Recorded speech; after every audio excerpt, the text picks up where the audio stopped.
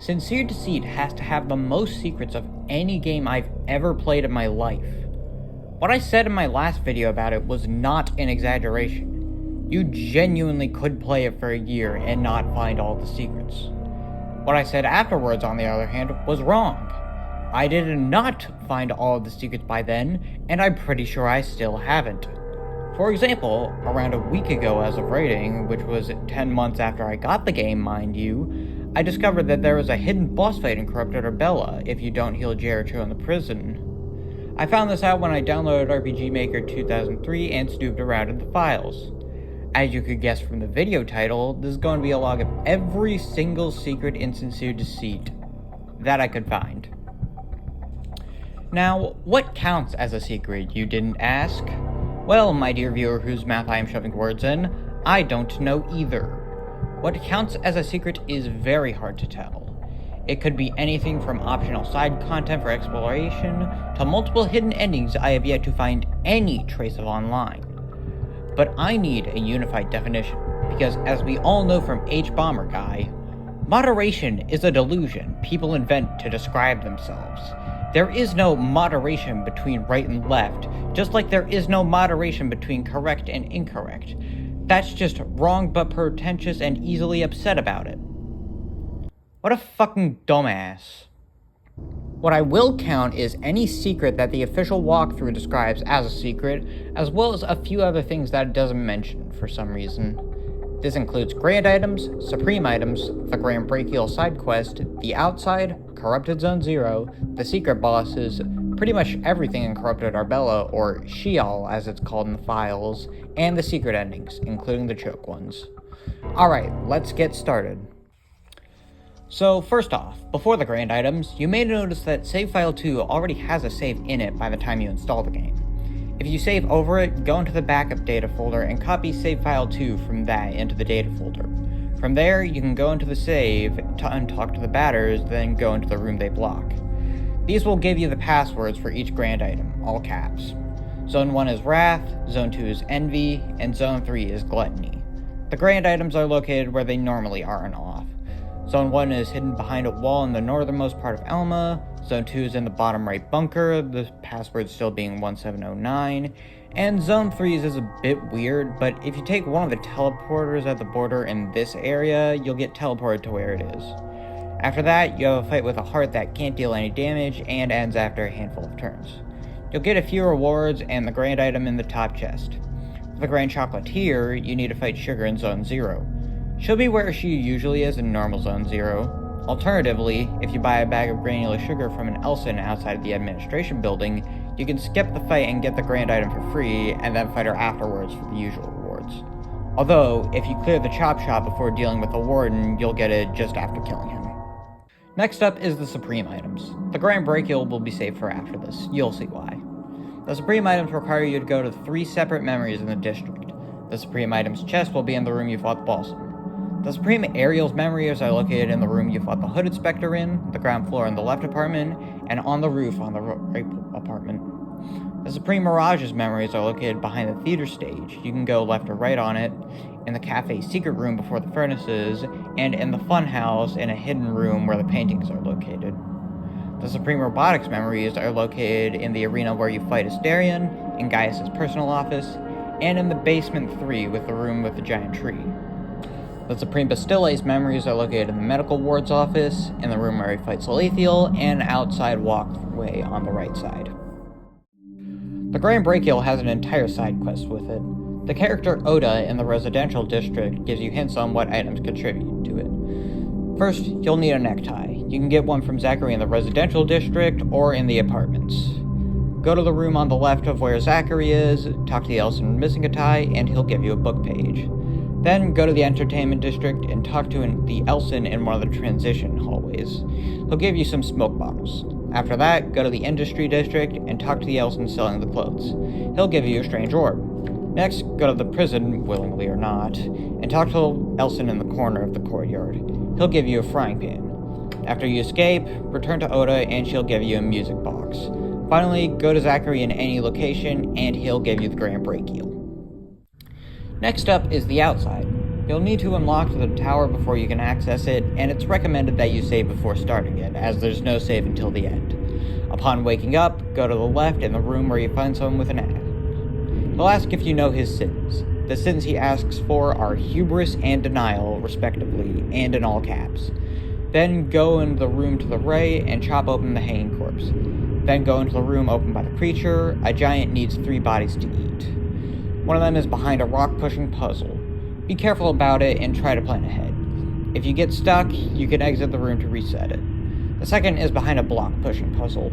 It's much simpler, though if you do fail, you can still go out to reset the room. The third has no puzzle, but you need to do the other 2 before you can get to it. After they're all fed, the giant will move out, and all that's left is a boss fight with a creature known as the Flesh.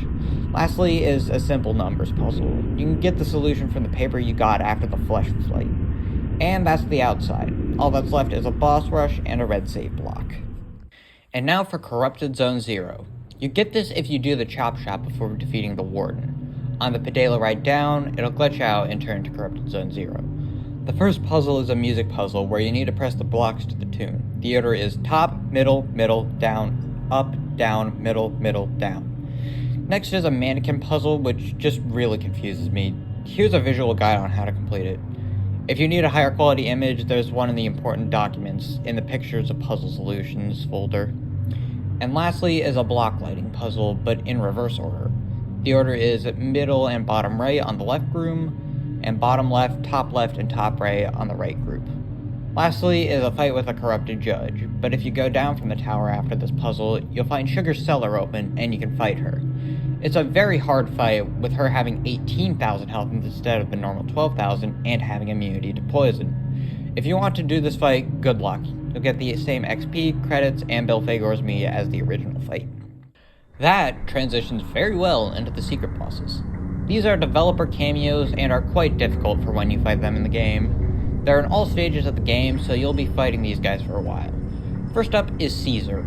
In the residential district, specifically the area before you get concussed by Vanny and his militia for the first time, you can follow this path to the right to find him. He's a pretty difficult boss and will exploit your party's elemental weaknesses. After beating him, you can offer to give him a silver flesh. If you do, you'll get an exploration, and this will change something for a future boss. Next up is the glitch. Save before fighting this guy. He'll crash the game instantly. Go behind the boxes to the right of Zachary's shop in the residential district, and this guy will speak some hexadecimal. I don't know what it translates to, or if it even means anything. Like I said, he'll instantly crash the game after one turn, and you'll get an error message that's also in hexadecimal. Next is Macy. After killing Jadon, you can go into the bunker in the room Vanny hid himself in, and one of the chests will contain a golden horseshoe key. Go to the carousel and unlock the door with the key, and you'll fight Macy. It's an incredibly hard fight. I recommend getting Epsilon and clearing Zone 3 before doing it.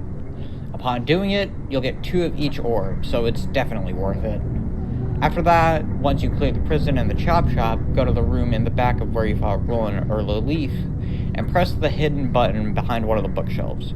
You'll get another horseshoe key. Then make your way back into the basement 3 in the lab, and then unlock Macy's door again.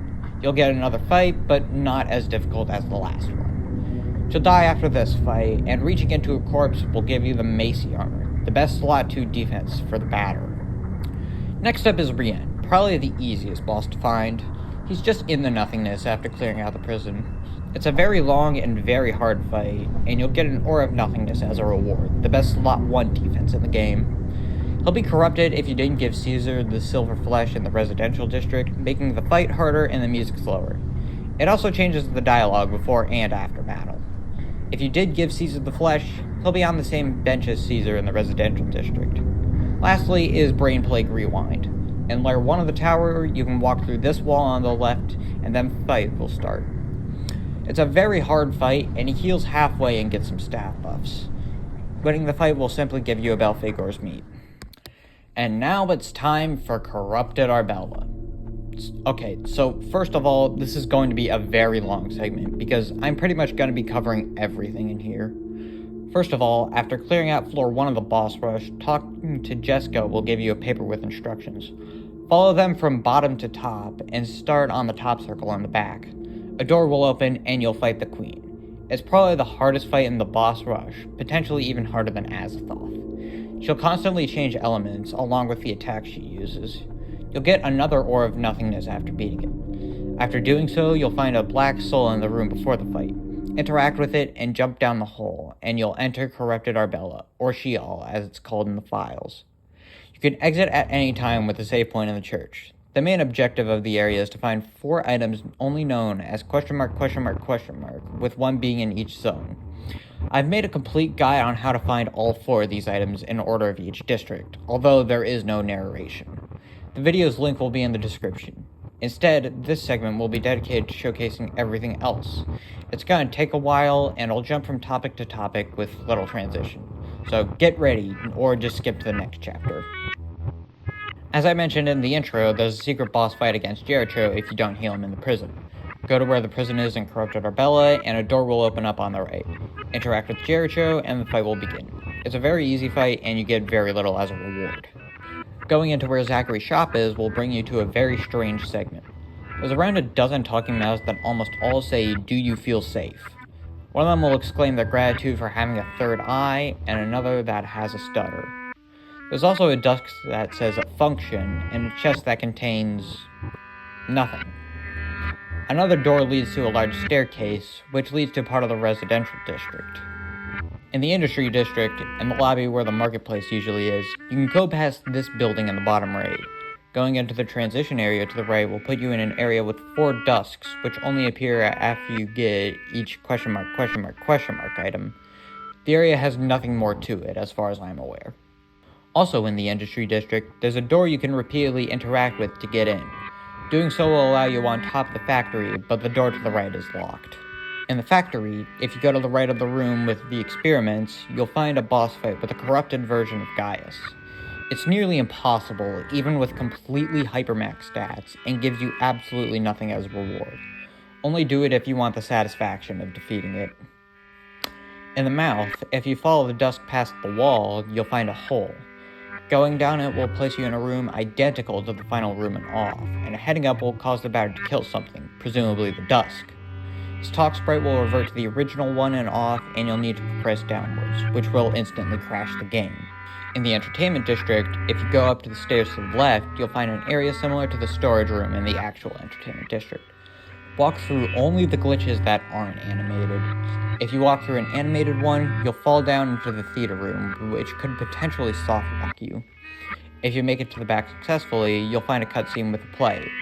The actors will then appear on the stage. If you're not playing on the itch.io version, you can interact with a wall directly above where the ... item in the entertainment district is displayed in the church. You'll find a hidden room with a cutscene with a mutated version of Delilah. The door to the room is still in the itch.io version, but going into it will immediately crash the game as it's missing the files to it. And finally, if you named yourself Smile, all caps, at the start of the game, you'll be able to interact with the computer in the church. You'll find one application on it simply titled Null and Void. It has inverted colors to offs and allows you to sacrifice your limbs for massive lore dumps on the characters. Okay, touching on the final part for that last segment, naming yourself Smile, all caps, actually leads to a lot of secrets. The way it works is that each time you start a new game, it'll internally roll a number from 1 to 66, which determines whether or not specific secrets or events will happen. Think something like the fun value of Undertale, which this one is directly inspired by. Naming yourself Smile will set the Smile value to exactly 66, which is where all of the events are guaranteed to happen. I won't run through them all, as I'm not sure exactly how many there are, and most of them are minors, save for Null and Void. The game hints at the name at the end of the credits, and by the mannequin in the test room. These secrets are all throughout the game, so make sure to keep your eyes peeled if you choose to name yourself this. Okay, now we have the secret endings. I'll cover the joke endings first and how to get to them. First off is congratulations. Get all 5 of the grand items, put them all in the white pedestals in layer 5, and give away all the supreme items in layer 3. Step on the discolored tile and you'll go to the secret ending. Spoiler alert, skip to this time. The ending is essentially the exact same ending as Neon Genesis Evangelion, but with Sincere Deceit's characters instead. Next is the strongest boy. To do this, you simply need to defeat Azathoth with Jericho's party. Spoiler alert, skip to this time. The ending has Jericho inspecting Azathoth to see if it's dead, only for it to wake up and congratulate him and his party. It makes a shitty pun, credits roll, then the batter climbs up, wondering why he's excluded from the ending, asks where the switch is, and then threatens to kill them all. Credits roll faster, and Zachary is revealed to have been watching it the whole time. And now we have the secret endings. Major spoilers incoming. I'll only be discussing how to get to these. Both of them are in Corrupted Arbela. First up is the bad ending. After getting all of the question mark items, a hole will open up in the center of the church. Go down it, and the first puzzle solution is green, pink, orange, and then brown. The second puzzle is given to you by the bird in the residential district square. If you need it again, it's left, right, left, right, left, right, middle, middle, left, left, middle, right, left. The game will close itself after getting the ending. And the last ending is the Godchild ending, as I've called it. It's the only ending without an official name. You need to go into Null and Void, which, as I've said, is in a computer in the church in Corrupted Arbela. Give away all of your limbs, eyes, and mouth, then go into the rightmost room. Choose to give away your last body part, and the game will crash after the ending. And that's all the secrets. Well, all the major ones at least. I left out minor secrets in order to prevent the runtime from being longer, and to give you at least some small level of exploration, so you don't figure out everything about this game. I'd still want you to continue playing this game and uncovering every little detail about it. Plus, there's the possibility that I might have missed a few secrets. I have no idea if I got everything in here. Like I said, don't treat this as a completely comprehensive guide without any exceptions. I'm probably wrong. Regardless, that's about everything I could find buried in this game. Hope you all have fun secret hunting.